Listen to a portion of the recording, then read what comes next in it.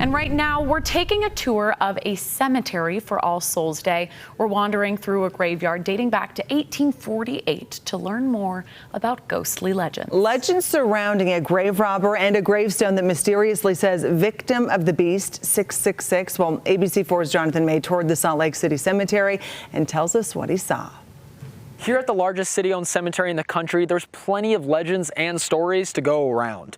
And the stories of the people buried here may shock you, especially one person's headstone who's caused so much speculation over the years and even paranormal investigations. There are things that happen in these cemeteries, I'd say.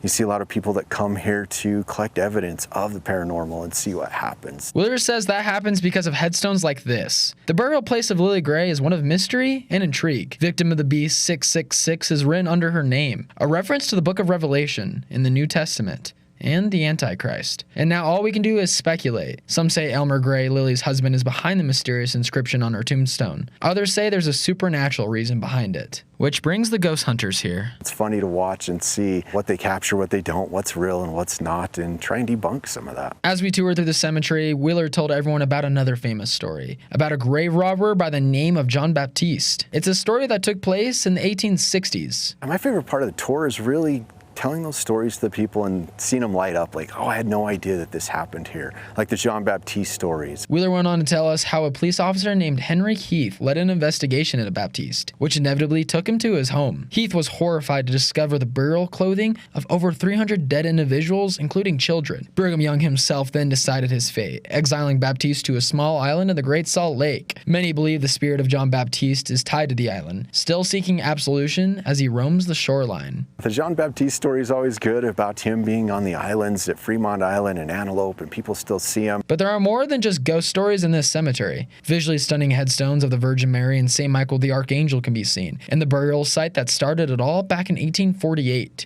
These grounds are over 170 years old, with roughly 130,000 burial sites. With it being the crossroads of the West and really a lot of the old Wild West stories and the history that made Salt Lake what it is today. And you can learn all this history for yourself by taking the tour through the lifelong learning program at the University of Utah. It happens multiple times a year and you don't have to be a student to go. You'll leave knowing more about the infamous and famous people buried here. Reporting in Salt Lake City, Jonathan May, ABC4 News.